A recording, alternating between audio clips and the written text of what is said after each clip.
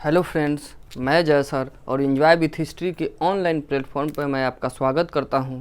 और आज हम लोगों का टॉपिक है हड़प्पा सभ्यता, जो सिंधु घाटी सभ्यता के प्रमुख स्थल है। उसमें से मुख्य रूप से आज हम लोग हड़प्पा सभ्यता के बारे में पढ़ेंगे। फिर मेरा अगला टॉपिक हो जाएगा मोहनजोदड़ो।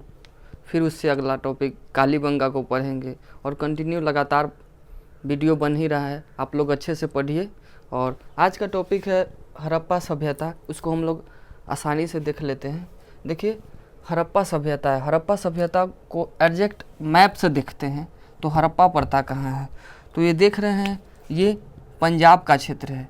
पंजाब का क्षेत्र है, लेकिन ये हमारे इंडिया का क्षेत्र में है। लेकिन ये पूरा पंजाब है, लेकिन ये क्षेत्र पड़ जाता है पाकिस्तान का क्षेत्र, और ये पड़ जाता है ये भारत का क्षेत्र।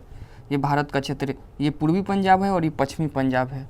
तो हड़प्पा और ये जो नदी है, ये नदी सिंधु नदी है। ये आपका सिंधु नदी है, और ये सब जो नदी है इसकी सहायक नदी है, जैसे रावी हो गया, ब्यास हो गया, सतलज हो गया।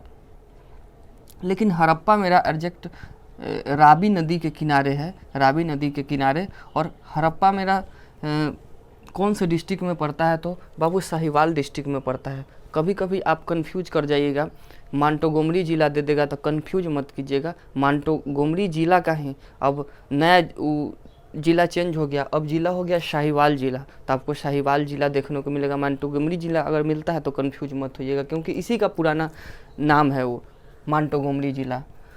तो हम लोग देख लिए हड़प्पा एग्जैक्ट है कहाँ, तो पाकिस्तान के पंजाब प्रांत के शाहीवाल जिला के रावी नदी के तट पर स्थित है। और वन डे जितने भी एग्जामिनेशन होते हैं उसमें क्वेश्चन पूछ लिया जाता है हड़प्पा सभ्यता का खोज। तो सिंधु घाटी सभ्यता में, सिंधु घाटी सभ्यता के अंतर्गत जब खुदाई चल रहा था तो हड़प्पा सभ्यता उत्खनन के दौरान पता चला था। तो इसका खोजकर्ता के श्रेय में इनको दयाराम साहनी को दिया जाता है 1921 ईस्वी में। वन डे जितने भी एग्जामिनेशन होते हैं उसमें ये क्वेश्चन पूछ दिया जाता है कि हड़प्पा सभ्यता का खोज दयाराम साहनी द्वारा।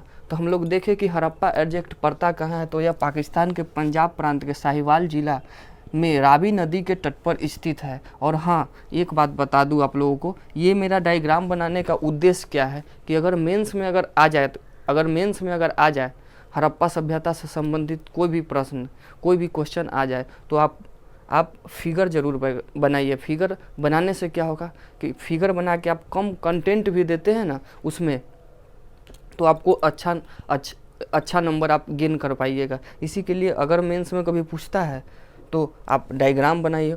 और डायग्राम ज़रूरी कितना है जो आप समझ रहे हैं, डायग्राम बनाइएगा उसका एक अलग लेवल। और देखिए आगे समझिए ये चीज़ को। हाँ, हम लोग देख लिए कि पड़ता हड़प्पा कहाँ है, तो ये हो गया। और ये जो टीला था 2 वर्गों में वर्गीकृत था। ये पहला है पूर्वी टीला और दूसरा है पश्चिमी टीला। पूर्वी टीला में श्रमिक लोग निवास करते थे, और यहाँ जो दफनाने का था श्रमिक लोगों के लिए R37 कब्रगाह था। इसमें श्रमिक लोग को दफनाया जाता था। और यह जो था, इसकी बाहरी जो दीवार थी ये कच्ची ईंटों की बनी हुई थी, तथा आंतरिक दीवार इसमें पक्की ईंटों का बना हुआ था। उसके बाद यहाँ से हड्डी का भी साक्ष्य प्राप्त हुआ है। देख लीजिए, हड्डी भी प्राप्त हुआ है, जैसे सूअर का हड्डी था, मछलियों का हड्डी था, हिरन का हड्डी मिला, घड़ियाल का हड्डी मिला। तो इससे कहीं ना कहीं पता चलता है कि यहाँ के लोग मांसाहारी भी थे, मांस भी खाते थे, तभी तो प्राप्त हुआ है ना। और उसके बाद हम लोग देख लेते हैं एफ टीला को। एफ टीला में देखें कि ये 6 की पंक्तियों में अन्नागार था, जिसमें गेहूँ, जौ, चना, मटर, तिल इत्यादि रखा हुआ था। और यहाँ से आपको ओखल मूसर का भी साक्ष्य प्राप्त हो गया। उसके बाद देख लीजिए 18 चबूतराकार था 11 श्रमिक वर्गों के लिए। तो देखिए उस समय का ये पूर्वी टीला अब हम लोग का कंप्लीट हो गया। पश्चिमी टीला को हम लोग देखते हैं। तो पश्चिमी टीला में हम लोग पश्चिमी टीला में देख लीजिए, इसमें शासक वर्ग तथा राजवंशीय लोग रहते थे तथा उच्च वर्ग के लोग रहते थे। पूर्वी टीला में निम्न वर्ग के लोग रहते थे और इसमें उच्च वर्ग के लोग रहते थे। शासक वर्ग तथा राजवंश के जो भी लोग रहते थे तथा उच्च वर्ग के लोग इसमें निवास करते थे, तथा उन लोगों के लिए H-37 कब्रगाह था, उन लोग को दफनाया जाता था H-37 कब्रगाह में। उसके बाद हम लोग देखें कि सर्वाधिक अभिलेखों पर जो समय मुहर रहता था एक श्रृंगी पशु का होता था। ये सब जो लाइन है, इस सब लाइन को याद रखिएगा, क्वेश्चन भी आ जाता है तो क्वेश्चन यहाँ से कंप्लीट हो जाएगा कि एक श्रृंगी पशु का अंकन रहता था सर्वाधिक मुहर पर उस समय की। उसके बाद ये उर्वरता की देवी है, उर्वरता की देवी है जो इनके गर्भ से एक वृक्ष है ना, इसमें वृक्ष जुड़ा हुआ है तो उर्वरता की देवी। हड़प्पा के लोग धरती को उर्वरता की देवी समझते थे।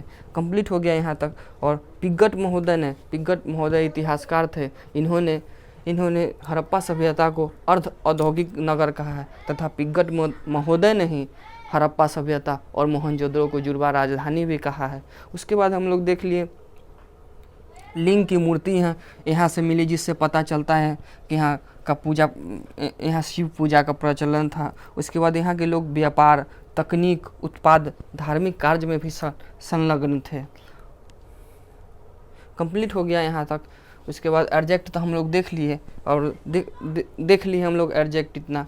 अब कन्फर्म अगर एक बार में कंप्लीट नहीं होता है तो एक बार और दोहरा के वीडियो देखिए और पूरा कंप्लीट हो जाएगा। और इससे संबंधित जो भी क्वेश्चन होंगे आपसे अब नहीं छूटेगा। एक बार फिर से रिपीट कर देते हैं।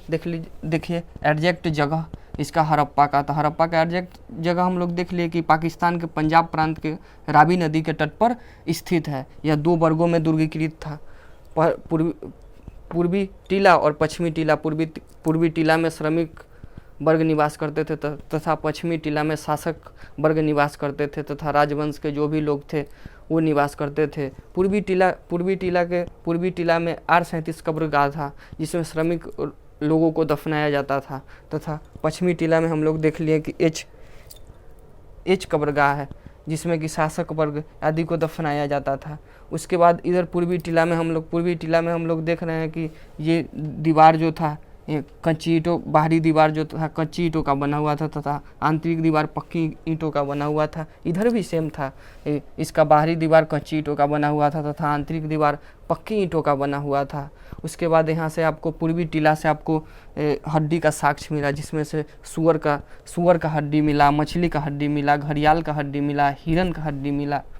उसके बाद एफ टीला में हम लोग देख लिए कि अन्नागार 6 की पंक्तियों में थी, 18 चबूतराकार था, श्रमिक वर्गों के लिए था। उसके बाद यहाँ से आपको उर्वरता की देवी का साक्ष्य भी मिल गया, जिससे पता चलता है कि हड़प्पा के लोग धरती की उर्वरता की देवी समझते थे तथा यहाँ के सर्वाधिक अभिलेखीय मोहर पे यहाँ एक श्रृंगी पशु का अंकन होता था।